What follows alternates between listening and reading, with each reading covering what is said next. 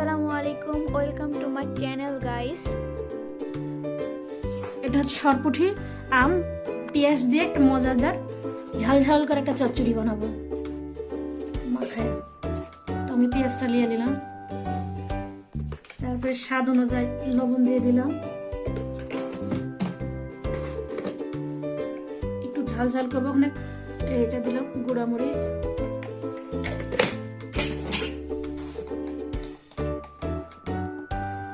হলুদ, এখানে আমার আছে আদা রসুন আর একটু কাঁচামরিচ। তারপরে দিয়ে দেবো তেল, তেলটা একটু বেশি দিতে হবে। সুন্দর করে হাত দিয়ে পেঁয়াজটাকে সুন্দর করে এগুলোকে সুন্দর করে একটু মশলাই নিব।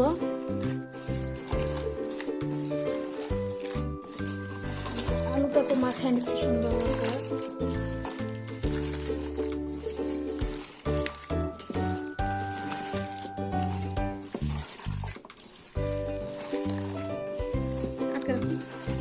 দেখেন সুন্দর করে মাখায় নিছি। এখন এর ভিতরে নিজে আগে থেকে পুঁটি মাছটা রেডি করেছি, পুঁটি মাছটার ভিতরে আমি দিয়ে দেবো।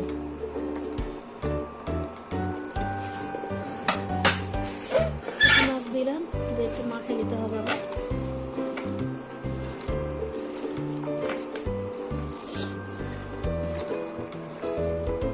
আর ভাবুন এই মাছটা দিয়ে আলু দিয়ে অন সিজনে যদি পুঁটি মাছটা মানে আম দিয়ে রান্না করি তাহলে কত মজা লাগে খাইতে। আমরা তো সাধারণত আমের সময়ই আম খাই, এখন অন সিজন আমটা ছিল ফ্রিজে, ভাবলাম একটু রান্না করি আর আপনাদের সাথে একটু শেয়ার করি আমি তরকারিটা।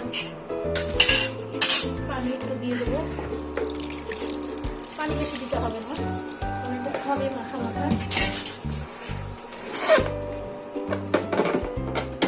আমি আরেকটু তেল দিয়ে দেবো উপর দিয়ে, এই তরকারিটা একটু তেল বেশি হলে ভালো লাগে। এখন ঢেকে দিলাম।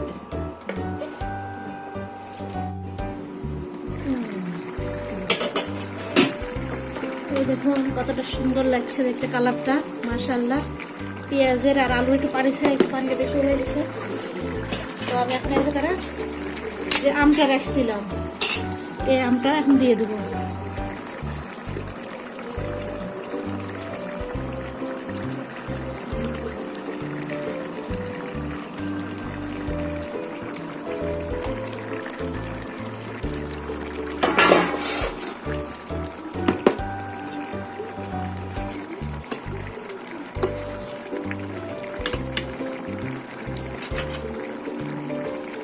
আমি আবার সেটা একটু ঢেকে দেবো। এখন একটু লবণটা দেখালি তার ভিতরে,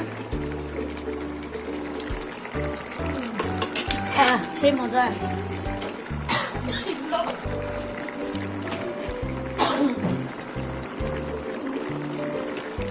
লবণ আমার কম লাগলো তাই আমি একটু লবণ দিয়ে দিলাম।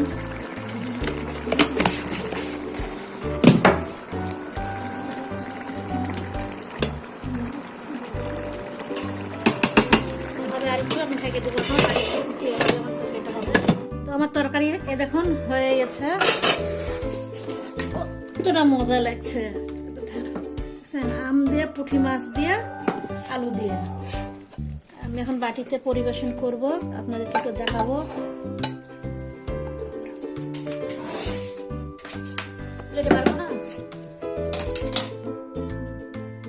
এই দেখুন আমার তরকারিটা হয়ে গেছে, কত মজাদার, দেখতে ভালো লাগছে, অবশ্য খাইতে অনেক মজা লাগবে আমি জানি।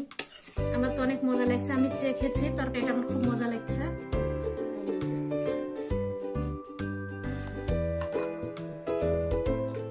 এই যে আমার তরকারি হয়ে গেছে, আপনার একবার হলো করে খায় দেখবেন। অসময় কাঁচা আম দিয়ে আলু দিয়ে পুঁটি মাছ দিয়ে চচ্চড়ি, হালকা ঝলঝল চচ্চড়ি থাকবে, গরম গরম ভাত আর গরম গরম তরকারি, সেই মজা শীতের দিনে খাইতে। তো ঠিক আছে গাইস, ঠিক আছে, আজকের ভিডিও এ পর্যন্ত। আসসালামু আলাইকুম।